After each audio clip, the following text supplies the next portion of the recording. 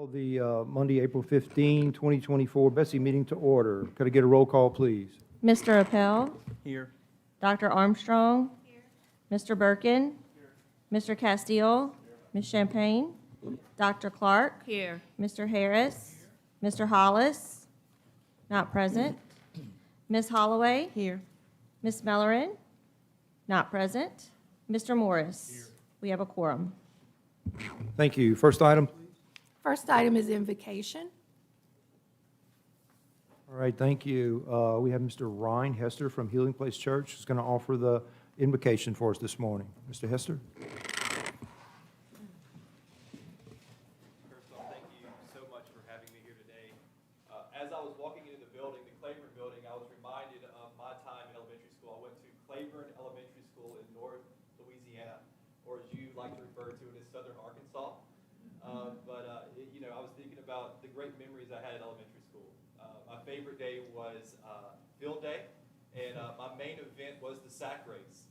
But I was just thinking about these great memories that I had in elementary school, and it's because of people like you in the positions that you're in that allow for those type of memories. So I thank you for what you do and the calling that you have on your life. Let us pray. Father, thank you so much for today. I thank you for each one of these men and women, Lord, and the calling that you have placed on their lives, Father. I just pray, Father, that you would give us wisdom, Lord. Wisdom's in the decisions that we make, Father. The Bible says that to those who ask for wisdom, God, you will give it generously. And Father, we pray that. God, I thank you for every individual, God, the calling that you have placed on their life. God, I pray that you would speak to them and speak through them, Lord. I pray, God, that you would be with anyone who is going through a struggle right now, God, anyone who is going through a need. Father, that you would meet us right where we are. And Lord, we thank you and we love you, God. We pray that as we meet together today, God, that the education of these children, God, would go forward, Father, that your plans and purposes and your will will be done. We love you and thank you. In Jesus' name we pray. Amen. Thank you, sir. For the pledge today, we've got Latasha Bennett from the National Board Certified Teachers Group. Ms. Bennett?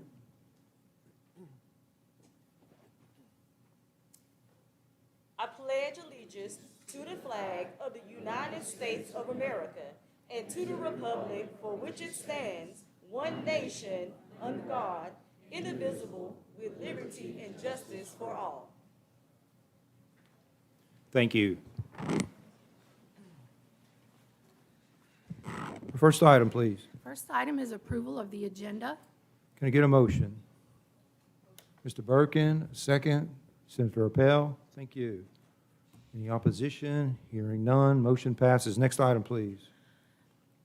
Mr. Morris, we're going to be deferring on items 3.1 through 3.5 because of our rescheduling of the meeting. So we need motions to defer on all those items. Can I get a motion to defer items 3.6. 3.1 through 3.6, and then we'll take up motion 3.7. Ms. Holloway, second, Dr. Clark, thank you. Any opposed? Hearing none, motion passes. Can you help us with item 3.7, please? Next item, consideration of the recognition of Louisiana National Board Certified Teachers. Recommendation is to receive. Can I get a motion? Mr. Birkin, Mr. Castile, thank you. Superintendent? Yes, sir. We have a presentation ready. Dr. Zenon. Okay, thank you.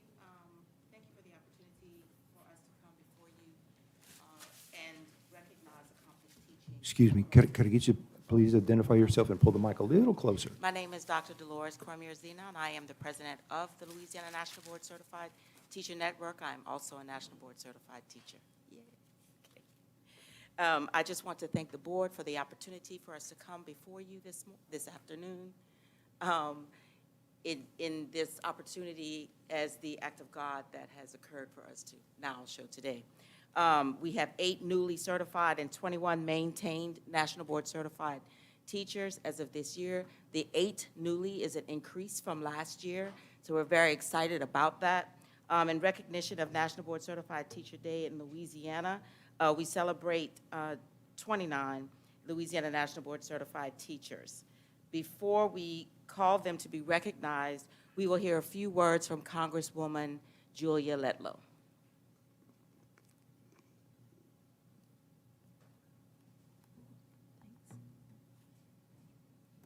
Hello, this is Congresswoman Julia Letlow, and it's an honor to speak to you all today in honor of National Board Certified Teachers Day in Louisiana. Some of you might know this, but prior to running for Congress, my background was in academia. I received a master's in speech communications from the University of Louisiana Monroe, followed by a doctorate in communications from the University of South Florida. I then switched from being the student to being the teacher. I taught at Tulane University School of Medicine and later took an administrative role at my alma mater, ULM. If I had not been called to serve in Congress, I undoubtedly would have still been somewhere in Louisiana teaching. Education has always been my true passion. I believe a good education is central to the success of every person, and it is one of the greatest gifts we can provide for our children. But in order to provide good education opportunities, we need great teachers. And let me assure you, I do everything I can up here in Congress to promote the teaching profession and support individuals who have chosen it as their career. In fact, at the beginning of this year, I was proud to lead a resolution to recognize National Board Certified Teachers and designate a National Board Certified Teachers Week. In addition, the resolution encourages administrators, school districts, and states to promote the growth of National Board Certified Teachers by providing incentives and support. As you all know, National Board Certification is a rigorous process that teachers can voluntarily opt into to strengthen their teaching skills and demonstrate their effectiveness in the classroom. This process not only strengthens a teacher's career, but also greatly benefits their students. And the benefits just keep coming. Studies have shown students taught by National Board Certified Teachers learn more than their peers and benefit from the leadership and mentorship National Board Certified Teachers provide. In addition, board-certified teachers tend to stay in their professions much longer and can accelerate a student's learning by 1 to 2 months of instruction per school year. That being said, all teachers are important.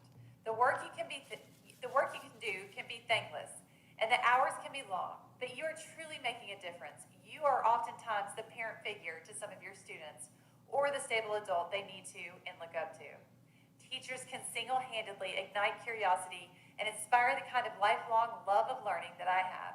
They help children discover their potential and encourage them to keep reaching and keep dreaming. Dedicated teachers are truly a gift. You will always be the heroes in my eyes. Congratulations to all the newly board certified teachers here today, as well as to the teachers who recertified their MBCT credentials. I am proud of you and the hard work you took upon yourself to rise to the next level. To all of the teachers in attendance today who are truly igniting excellence in teaching and learning, thank you from the bottom of my heart for what you do. God bless you all.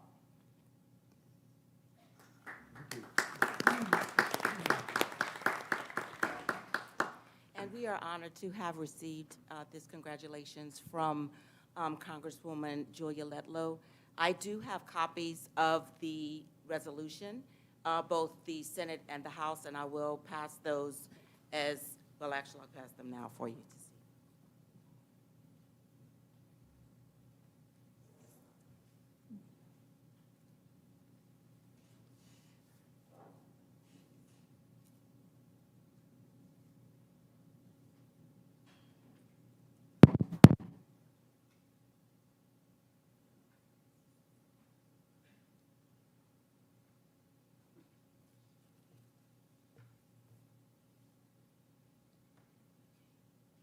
The network has also provided her with a framed copy of the resolution she authored as well. So we are honored that she has provided this for us. Today, we are going to recognize two newly certified teachers three who are here with us today, and we're going to recognize 3 MOCs who are here with us today. And we will ask for Dr. Brumley, Mr. Morris to come down and stand on the side, and if Dr. Clark would do the pinning honors, we would appreciate it.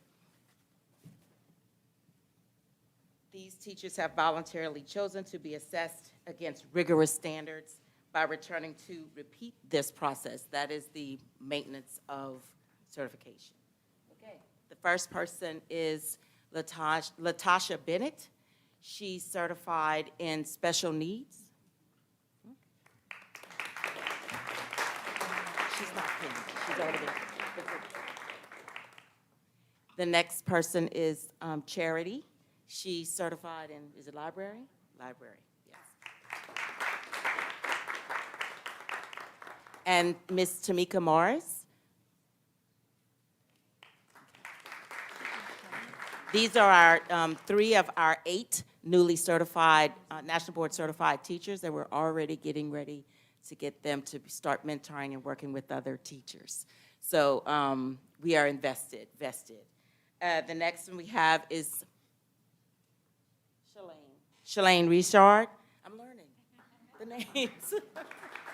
Shalane Richard, and she is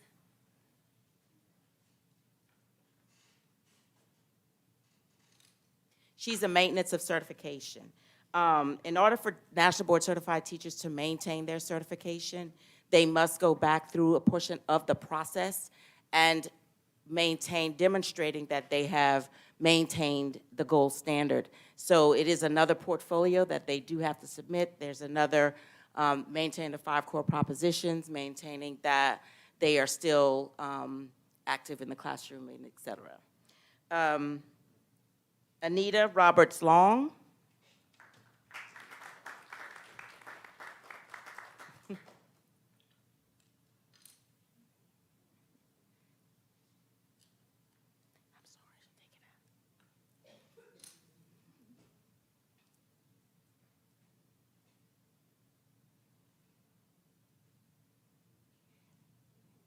And Ms. Bridget Flanders.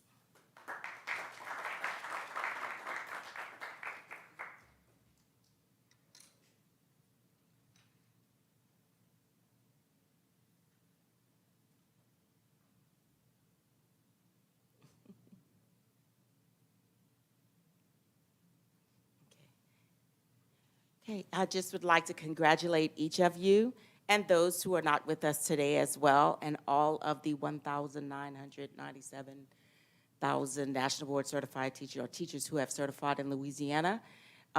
You have stepped into the accomplished teaching, and welcome to the family. We also would like to mention that we have our first National Board Conference that is going to be held in New Orleans at a school June 1st, and just look for us on the internet and find us on social media. Thank you again to the Board of Elementary and Secondary Education board members. We certainly appreciate deeply this opportunity to do this. Thank you.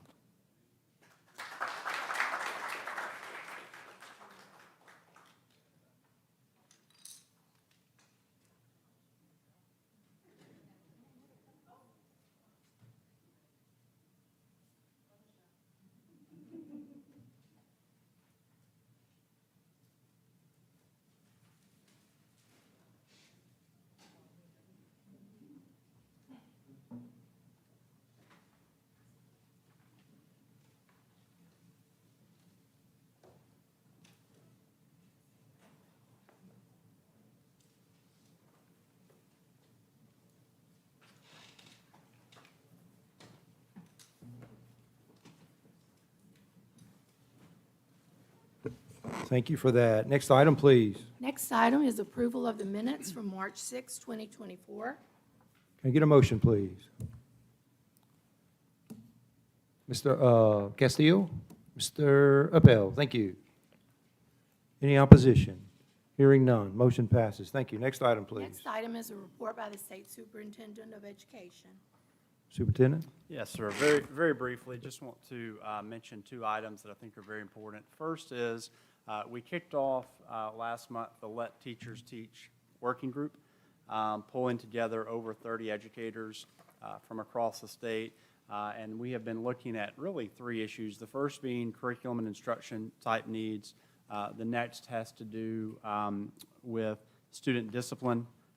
And then the third being classroom distractions. And what we're trying to do is come forward with a set of policy recommendations to appreciate the work that teachers do and try to make that just a little bit easier where we possibly can, all while appreciating that student outcomes must remain at the forefront. So appreciate that group working, and we'll be coming forward with recommendations soon. Also briefly, want to mention that April is the month of the military child. And in the state of Louisiana, we have various military institutions and bases. And so those schools, particularly around the bases, serve those families, and they serve those families well. And a couple of years ago, we created a program called our Purple Star School Program, which is where we recognize schools across the state of Louisiana who go above and beyond in supporting military families and those students. And right now, we have over 12,000 students in our schools that are military connected. And so I just want to do a special thanks to them and their families for their military service, but also to the schools for working with them and their families. And that completes my report, Mr. Morris. Thank you, Superintendent. Members, any comments, questions for the superintendent? All right, hearing none. Next item, please. Next item is reports from members of BESE committees and task forces. All right, members, do we have any updates? Ms. Holloway? Yeah, sure, thank you. This is a reminder that May 6th at 1 o'clock is the Accountability Commission meeting. And then I serve on the Louisiana America 250 Commission representing BESE, and it's probably about a year and a half now, prepping for a birthday celebration on 2026. And this coming week, we meet once a month, so this next meeting is Wednesday, August 17th at 1 o'clock, and this one will be held at the Capitol in the governor's, on the governor's 4th floor press conference room. And basically, this committee is prepping for events, activities, educational programs, you name the gamut for the whole year of 2026. However, there will be events occurring prior to. And this is for all of America, and every state has a commission, and ours is called Louisiana America 250 Commission. Thank you. I'll keep you updated. It's really exciting. Thank you, Ms. Holloway. Other members? I had one share. I attended the initial committee meeting for the Artificial Intelligence Committee representing the state of Louisiana. Basically, there were 4 topics that were addressed: safeguards for AI in education, technology considerations, related laws and policies, and training and support. So these are the 4 basic categories that the committee will be looking at. And then I wanted to share a timeline going forward to set some expectations for feedback to the board. So the kickoff meeting was held in March. April, the task force meeting will meet and provide revision recommendations for drafted guidance based on that initial meeting. Then in May, the task force will meet again for its final meeting. It'll review the drafted guidance and seek endorsement. Then at the Teacher Leader Summit, also in May, the drafted guidance will be presented and get feedback from participants there. And then finally, June 2024, expectation that the guidance will be published. So at that time, the LDOE guidance will be officially published for the state of Louisiana. That's all I had. Next item, please. Next item is items, excuse me, 7.1. Mr. Appel, Academic Goals and Instructional Improvement Committee. Thank you. On behalf of the Academic Goals and Instructional Improvement Committee, I move to approve motions 1 through 23, noting that motions 18, 20, and 23 are notices of intent, and pulling motion 21 as a read only. As a read. We could get a motion to approve all the motions excluding motion 21, and, I mean, that was the motion. Can we get a second on that? Yeah. Ms. Champagne, second. Thank you. Mr. Castile? Let me, so, yeah, Judy? I'm sorry. Are there any other recusals? All right, Ms. Davis? Okay, we're finished. Did you want to speak to the 20? 20? Okay. Okay, go ahead. Yes, sir. As it relates to item 22, amended AGII motion 22, which is a revision that's been provided relative to earned internships that would include compensation. I move that the board approve as a notice of intent revisions to Bulletin 741, Louisiana Handbook for School Administrators, Section 3113, Work-Based Learning, and Section 3703, Definitions as amended. Going to get a second to Mr. Yep. Castile's motion. I'm sorry, but that was motion 21 that you're referencing? 22? Is that right, Mr. Morris? 21 then. Okay, so let's dispose of those other motions, and then I'll read motion 21, 1 through 23 excluding 22. Okay. Anyone opposed to those? Okay. Motion 21 is the read on motion of Mr. Castile, seconded by Ms. Mellorine.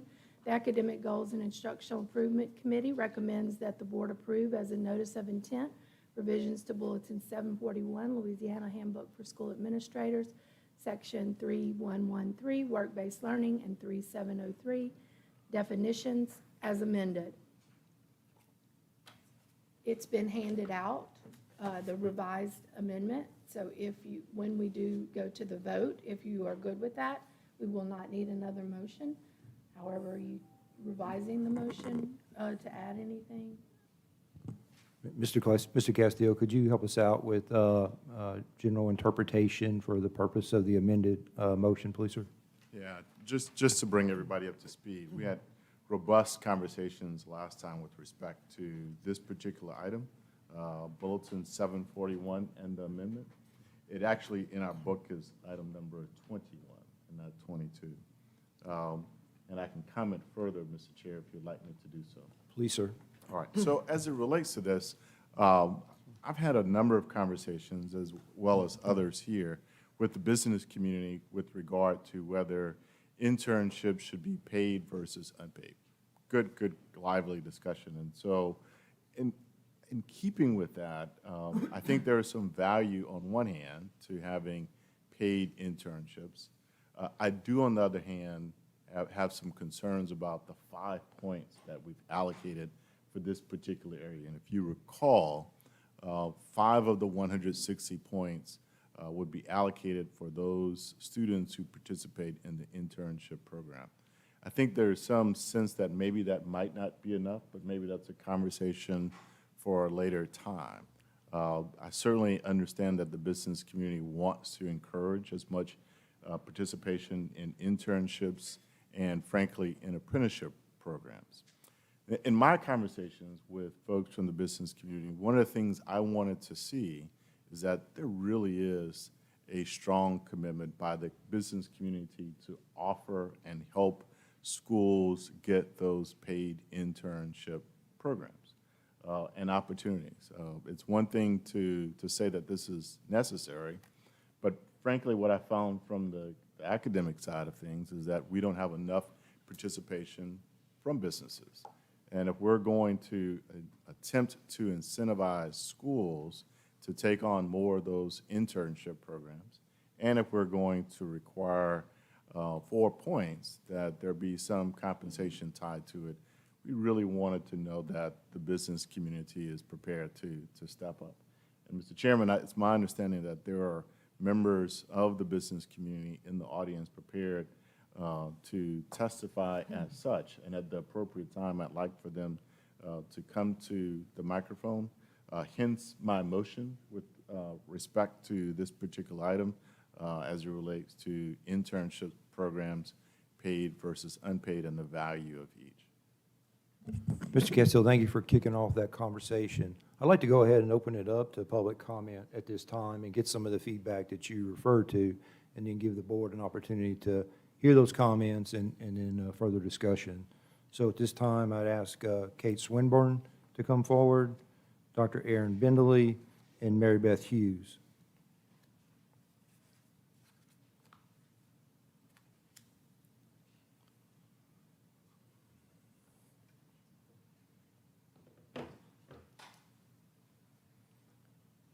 We'll go left to right, if it's from my left to right, if that's okay with you. Mary Beth, if you would introduce yourself, please. Sure. Thank you. Good afternoon, President Morris and members. My name is Mary Beth Hughes, representing Lobby. And Mr. Castell, I just want to speak to your point on the business community's involvement in this. last week, we had a lobby board meeting, about 100 board members of companies across our membership, businesses large and small. And Dr. Brumley and President Ronnie Morris came to that meeting to emphasize the importance of their involvement through this process. I think we can all agree that the accountability system is flawed, and we look forward to working with you all as we have that conversation. But you have our commitment from Lobby we have about 2,500 members, like I said, across the gamut. You have the commitment from us that we will do everything we can to make sure our members are engaged and that the business community as a whole is engaged. And I know that we have a couple others, Adam Knapp, Barry Irwin, and Jim Garvey also here that I'm assuming would echo my statement. But we are unified in that, and we're all very excited about the possibility of the internships and apprenticeships and other items in the accountability formula. So I just want to let you know Lobby is very excited about this, and our members are as well. Great. And my understanding is you're in support of the motion. Yes. Thank you. Quick question for you, and I appreciate the comments, and thank you for coming. This is very helpful.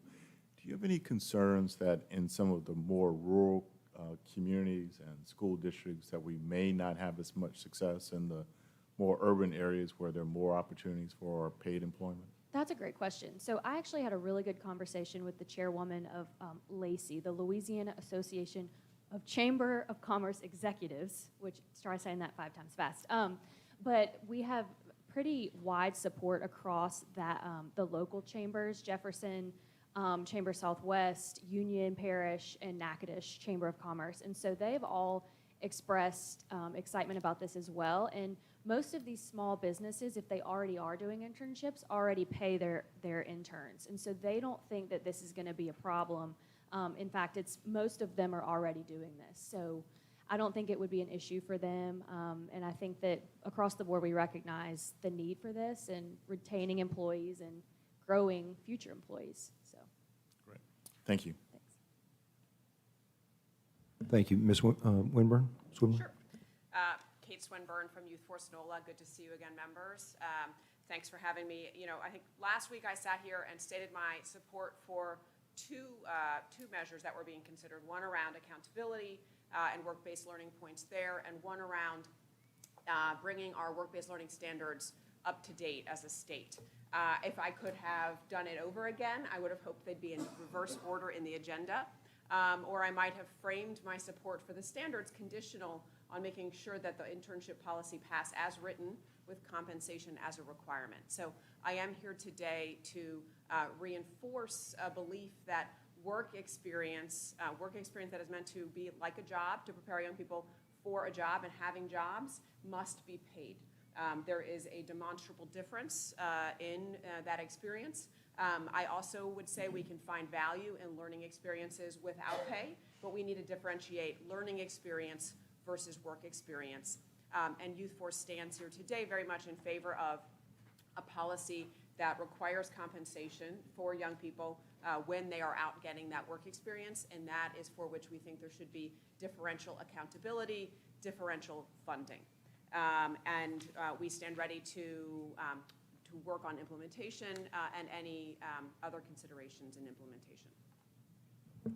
Ms. Swinburne, I know you work directly with the students, so I'm interested in your thoughts. The legislature recently passed a new requirement that financial literacy course is required for high school graduation.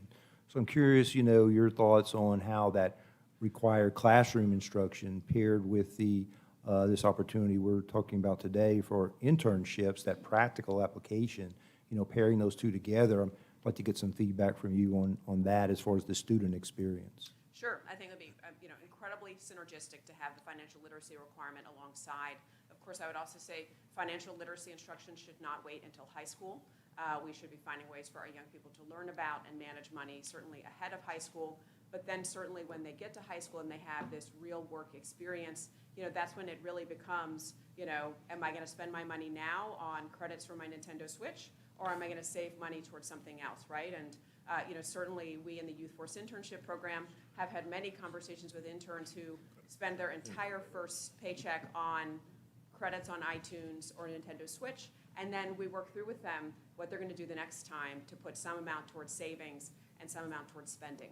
So I think they would go quite well together, and with that, I would really, again, I would say it needs to start before high school too, but that's not today's conversation. Thank you. Dr. Bendeley, welcome to BESE. Thank you, President Morris. Erin Bendeley with the Pelican Institute. It's a pleasure to be here. If you're not sure what credits on a Nintendo Switch are, come and see me later. I'm the mother of a 15-year-old boy. I'd be happy to tell you all about it. We are happy to be here in support of this proposed policy, as we were last year, I'll say for the last few years, but also last week. Remain in support now, certainly with this language. We are a nonprofit, nonpartisan organization that works across the state with a lot of business leaders. We are not a membership organization, and certainly I cannot make any commitments on their behalf, but I will say that as we go across the state and talk about education and talk about our economy and what it means to grow our state, employers are enthusiastic, they are ready, they are willing to do whatever is needed to make that a reality. And I think when you make the invitation, they will be quick to respond and be there. And I think that includes compensating as well. I mean, they need workers. I don't have to tell you that. I know you have all heard that on the campaign trail. You hear it every day. So we believe that this is very timely. It's past due. We need to get this into effect so that our schools can start building those relationships with their local employers, their local regional economic development groups, to grow those relationships that they have right now, and to be actively planning to make this a reality for more students. And not just, a little exposure here, come and shadow someone here, but real authentic experiences that students will come away learning what the job entails, what it's like to get up to go to work every day, what it's like to interact with diverse people, what it's like to address conflict, to be on time, to address conflict, all of these things. We need to be doing so much more of that, and so we're just really excited about the policy. We look forward to partnering with you and all of our business partners across the state to make this a reality, and we thank you for prioritizing it. Thank you. Thank you, ladies. Next, I've got Mr. Jim Garvey, Mr. Barry Irwin, and Mr. Adam Knapp.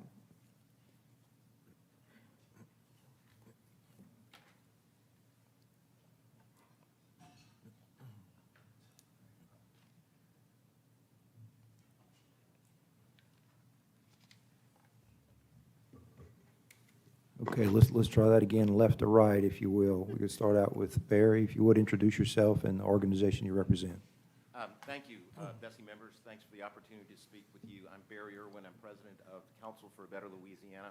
And all I'm really here to do today is echo some of the comments that you've already heard and that the discussion that you had last week. We are strongly behind this idea of trying to incorporate internships and apprenticeships into our high school experience and doing what it takes from the board and the policy level, whatever that might be, to incentivize that and to make that happen. To your question, Mr. Castile, we are a membership organization that's not all businesses. Some of us are businesses, a lot of individuals, but I do know our members are very supportive of this idea, and we can certainly communicate with them as we go forward the opportunities here, and also what we would feel like would be the responsibilities that they have to try and help make this happen for more high school kids. So, may I ask, Mr. Irwin, for those who are listening and they, let's say we've got a superintendent somewhere in North Louisiana who said, this is great. I love that Cable and all of these organizations are on board. How do we contact, how do we connect with those prospective employers? How do we make that practically happen? Any suggestions? I think, as Mary Beth said, I think a lot of us are connected a lot with the local chambers, the ones in urban areas for sure, but they're also connected, the ones in their regions, and many of these chambers serve regions, not just individual communities there. I think that is one easy and logical way to do that. I know that they're very interested. They stay up to date on these various policy things that we're all talking about. I mean, to me, that would be the quickest and probably the most, in the short term, effective way of doing that. Because a lot of these chambers, again, are economic development organizations that serve regions and not just their individual communities or their individual parishes. And we know we've heard a lot of support behind this from them, and we think that's a great network to lean on. Senator Appel. Thank you. Just to follow up on what Mr. Castillo was saying, it's pretty clear that this board is committed to expanding work-school opportunities. Excuse me one second. Too much hay fever. But, and it's a big but, I talked to Mr. Garvey about this. I had a meeting a couple weeks ago with one of the larger school systems, thousands of kids. They had 35 interns out of that whole school system. And this is not a new program. This program's been going on for a while. And the reason I asked to speak now before Mr. Garvey, because what I'd like to suggest, or at least ask, is, well, let me back up a second. To me, this is a kind of a squabble between quality and quantity. You guys are promoting quality. I got it. It makes a lot of sense. I think it's important. But it doesn't appear, I think Mr. Knapp said last time that there were, thank you, only about 135 interns in the Baton Rouge area. Wasn't that the number you said last time? So during the school year, it's around that number, and then during the summer, it expands sizably. I think over the last 3 years, it's been about 3,000 or 4,000 kids that have gone through different internship experiences. Per year or over 4 years? Over those 3 years. Yeah, okay. Well, I mean, we all know that it's a national trend. Far too many kids are going on the college track and then failing or dropping out and are not going into a very profitable, the trades, if you will. And so the effort of this board is to kind of refocus that. But, and this gets to the Workforce Commission, Mr. Garvey, what we need, I think we need some kind of a partnership.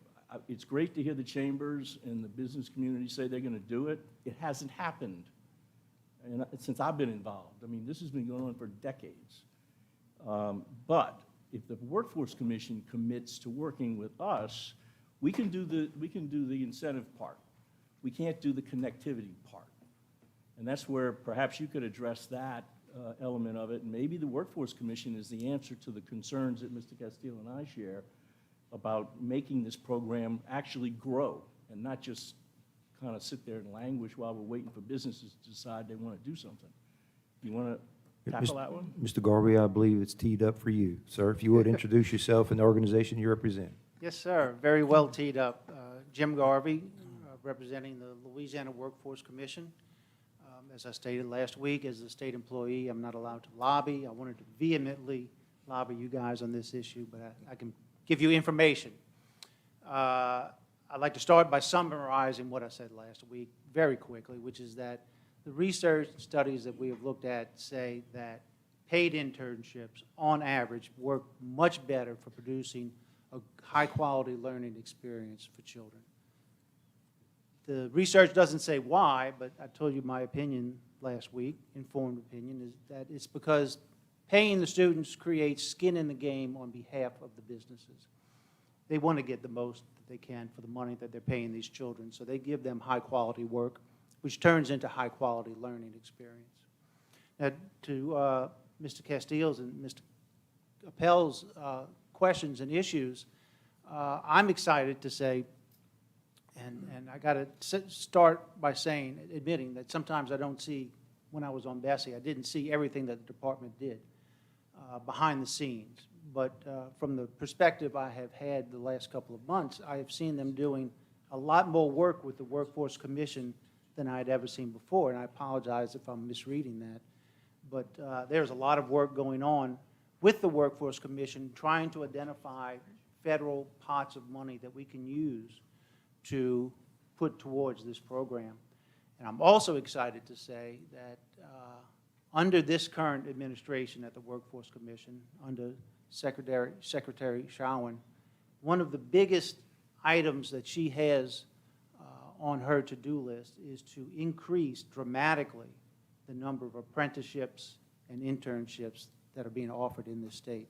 So the intention is definitely there for us to help you guys, the businesses, you guys being BESE and the Department of Education, and the businesses and the schools to make this a success and to dramatically up the numbers of students that are participating. Mr. Chairman? Mr. Castillo? Mr. Garvey, it's one of the best things I've heard all day, and it's consistent with the conversation that I had with Mr. Knapp. I want to introduce you all to a gentleman. Mr. Red Butler, would you stand up? So Mr. Butler just hired about 2 months ago, and he's in charge of finding employers to get jobs for internship programs and apprenticeship programs with some schools that I work with here in Baton Rouge. And it's been difficult. That's his job, his full-time job. And so to Mr. Appel's point, I'm paying Mr. Butler a lot of money to go out and find folks, and he probably doesn't think it's enough. But I would say he probably wants a raise after me embarrassing him this way. But I will say that the point is that it's difficult to do, and it requires a lot of resources from schools and school systems to pull this off.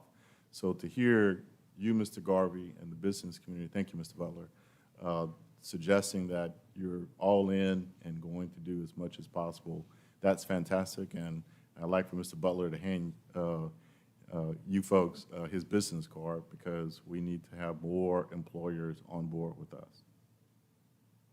Absolutely. I will talk to him as I walked back to my seat. Great. Thank you, Mr. Garvey. He will hunt you down. Here, members, here's your opportunity to engage Mr. Garvey, if you'd like. Ms. Holloway? Sorry, Jim, this is not for you. Okay. But I have a question just in general about clarifying and our understanding, even for people who are viewing our meeting today, about the difference between the learning versus the workforce. Work-based learning, there's an internship projection here about them getting paid. Will it affect, the wording affect those businesses that want to partner with systems and just take in a student for shadowing, for whatever it may be, for some type of experience? So from what I'm understanding, there are two different systems here. Ms. Morris, Dr. Brumley, you're understanding where there are some small businesses that take in students for shadowing, and they come in 2 or 3 days a week. This policy is not, and my understanding, this is not for those employers who want to take in students to work with them, because it's not really an internship. It's a shadowing. It's a training experience. It's whatever it may be. So as I read through the language today, there are 3 different types of work-based learning that the department currently identifies: apprenticeships, internships, and co-ops. But I would Co-op, punt- just I like would- COE used to be, where they. But I would punt to Superintendent Brumley to elaborate further. Yeah, I think, Ms. Holloway, I think you're right on this. You're referencing individuals who just shadow at a business. So the work-based learning policy really creates this notion that it's a combination of classroom instruction on soft skills, and then there's a percentage that's on-the-job training where they're there. And so it's quite rigorous, and it's beyond just what we typically would think of around just a job shadow. Yeah, and you have it spelled out here in the policy, which is good.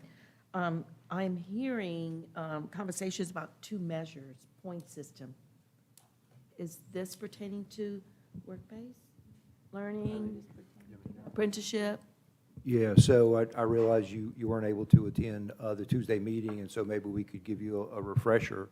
Superintendent Brumley, could you provide us with a summary? I think it's just a clarification. on Yeah, what so, does that mean? so for an internship, the policy calls for an additional 5 points for every student in the SBS that completes an internship, a work-based learning internship. And then the board took action to make a full registered apprenticeship equal to that of an associate's degree because of the value that it holds. So internship is one level, and then an apprenticeship, which is a much more rigorous, often 2-year commitment with credentialing, making that at that full value of the associate degree. But what I would say is, keep in mind, this is temporary because we're in the process of revising the accountability system on its whole. Thank you. Dr. Clark? For the internships, are we going to limit the amount of internships a student can take within a 4-year period? And are the points, because at the end of the day, yes, they're going to look at the points. People want to survive the accountability system. So are we awarding 5 points per internship if they're allowed to take more than 1 Carnegie credit, or if it's worth 2 Carnegie credits? And I'm looking at the amount of time they're 1593 minutes in a classroom, 6372 outside the classroom. How would that, So it would be one internship, and keep in mind, these work-based learning programs, they would actually generate a Carnegie credit too. So this is like a class, and that 136 or whatever that number is, and you divide it 80-20, the 20% is classroom, the 80% is on-the-job training, and that equals a Carnegie unit. So you wouldn't get the same Carnegie unit twice, so you would just get the points once for the internship. you know how on some internships you get 2 credits? So are we allowing, sometimes you can get 1 to 2 credits for different internships? Thomas, Depending on the do you want internship. to speak to this?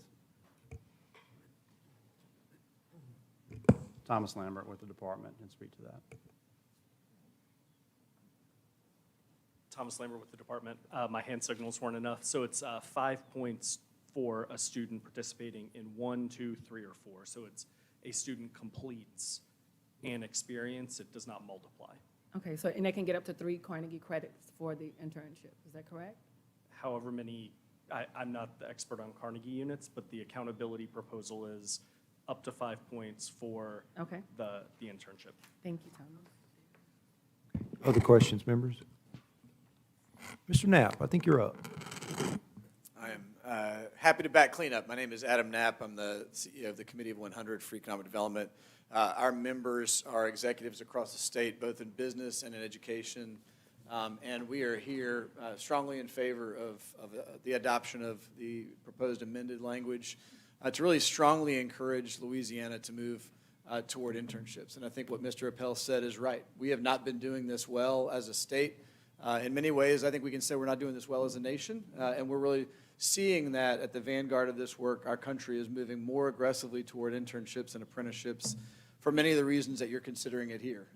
We need more kids who are not going on toward 4-year degrees to have meaningful ways that they start to learn about work and career by going to the work site. And the more that they are at a work site doing meaningful work and doing that in coupling with their education experience, the more they'll learn about their choices. I know many of us, the first time we hear about a job or what we think we might want to consider for a job is what one of our parents might be doing or someone through our family network or our church network, that we think about those as my only career options. And so to begin to learn about choices that may be vastly beyond what those considerations are is not only important, but I would say for our future of our state's economy is critical to drive us toward where we're really meeting the needs of what our state has across the landscape of open opportunities. And hopefully that experience at a work site or many different work sites is going to give a child many different directions and options that they're going to consider. The question before you about paid is really an important part of that. And what I shared on Tuesday when you discussed this is the relationship between an employer and an employee. The beginning of that relationship is one that's tied into compensation. The motivation that we receive when we earn a paycheck is that we think about the value of coming back and learning and getting stronger at what we're doing and being rewarded for that by being compensated for that time. And the beginning of that relationship, starting in an internship, is what I think we are poised to do as a state, is really make this a part of the direction of how we fulfill what's necessary to achieve our workforce needs as a state. As Jim Garvey can tell you, we are short somewhere around 120,000 jobs in Louisiana today, and we need to be pushing in all fronts to try to fulfill those needs. The second thing that the state and the governor have been sharing is we have not been growing our state as fast as the rest of the South. Over the last 10 years, we have been the slowest growing state of the southern states in the U.S., and that is a crying shame for all of us to have a part of. And part of what we have an opportunity to do, beginning with this policy, is to see the role for high school especially to begin to fulfill that change. And to what we were talking about, Ms. Holloway, about the role of job shadowing, just to add a point, I think what you begin to see is job shadowing is something that starts to happen more and more from elementary and middle school all the way through high school, is that people start to think about what those many choices are as communities, local business communities and schools grow ever closer to talking about what meaningful choices and options are out there in the community. And job shadowing definitely plays a very important part of exposure to what those job opportunities might look like when they get into high school. And this is an exciting time to see Louisiana considering this as an option, and it's an accountability system and creating a really world-class policy for what that defines that. Thank you. Mr. Knapp, if you would, Could you speak to Senator Appel's concern, this being a quality versus quantity conversation? If the board approves this policy as it's presented, what would your expectations be 6 months from now, a year from now, with regard to the number of paid internships that are offered in the state? Yeah, I liken it to where you were a few years ago on dual enrollment. We knew as a state we needed to have more opportunities for dual enrollment, and it required a change in behavior across the state government to drive that change. And I think I have been, as an individual who's been passionate about what you did on dual enrollment, really thrilled to see the progress that we've been making. I think setting the curve for the nation on how to increase access to dual enrollment. I would say you are defining quality in your policy. The responsibility for quantity is going to be up to all of us working together to grow that. And you have our organization's commitment, as Mr. Castile asked a moment ago, to put our executives at the forefront of those conversations to expand quantity as you define what's important in terms of quality. But what we have seen in Louisiana is not what it's going to be. It is going to have to be something that happens in every community and across the state, across the entirety of the state government, which is one of the reasons why we spoke with Senator Edmonds this session about introducing a piece of legislation, Senate Bill 293, that actually talks about forming a leadership group of state government led by Secretary Showen and the Workforce Commission to really drive together a collaboration between higher education, Department of Education, Economic Development, and Workforce Commission, as well as the important role that is played by our community college system in the state to start to drive the entirety of the state government toward a whole different level of leadership. And in that piece of legislation, it does speak to the importance of the leadership that's already starting here for paid internships and apprenticeships as part of that work. So we definitely think that there's a whole different level of collaboration that's going to be necessary to get there. So, I think it's a very bold move for business to come to the table and make such a strong statement, make such a bold commitment. But as we look ahead, could you conceive of any type of metric that you could come back to the board with to give us some sense of what actual growth there was in this area? It's a great question. So my previous organization, I was with the Baton Rouge Area Chamber, and really as we dove into this work 4 years ago, we were looking at how to place that responsibility inside of our organization. As you heard, for Mr. Butler's role, excited to see what he's doing. It takes a real internal commitment from organizations to drive that change. We asked ourselves, what's an expectation for how many we should expect to see? And we also asked our school leadership. If you look across the country, which school districts in America are doing this incredibly well? And I think the metric would have to be developed with your team, with the superintendent's team, and districts across the state to look across the country at which districts are really doing this best in class and seeing what percentage of students are able to get internships in those districts that are doing it best, and then try to mirror that. My sense is that you'd start with a metric to look for some percentage of students in their high school senior year you're trying to achieve having an internship, and move toward how many you're trying to get to district by district, and each district setting their own individual goals, even as we as a state set a goal. So I think you'd have to start with what's possible, but also what's achievable based on what we see in the country, in other districts and other states. It is not something that's well tracked. And so I think we're going to have to also work collaboratively to find the best ways to track this information, to find out how many are out there already and how many we think are possible to achieve. In our own organization, we were setting annual goals to try to move the needle. If we got this many this year, what can we shoot for next year? And you're committing to collaborating with the department to develop that metric? We would be thrilled to do so, yes. Great, and you could bring it back to BESE at the appropriate time, and the board would get further information in that regard. We would be grateful for the opportunity, yes. Thank you. Members, any other comment? All right, hearing none. Thank you, gentlemen. We have a motion. Yeah, could we get him to repeat your motion, Mr. Castile? Really? Okay, sure. I should have.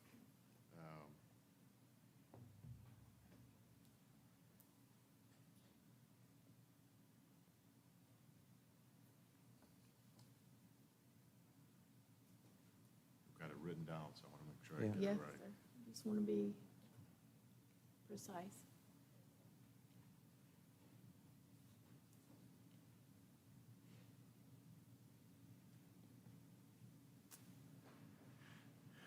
All right. As it relates to motion 21, yes, as amended on the AGII agenda with respect to the revision that internships will require compensation, which is a change from what we did last time. I move that the board approve as a notice of intent revisions to Bulletin 741, Louisiana Handbook for School Administrators, Section 3113, work-based learning, and Section 3703, definitions as amended. Thank you, Mr. Castile. You're welcome. So we got a motion on the floor. Is there any exception to the motion? Okay, I'm sorry, I thought we already had a second. Can I get a second for the motion? Mr. Harris, is there any opposition to the motion? Hearing none, motion passes. Thank you. Next item, please. Item 7.2, Board Administration and Education Finance Committee, Mr. Birkin.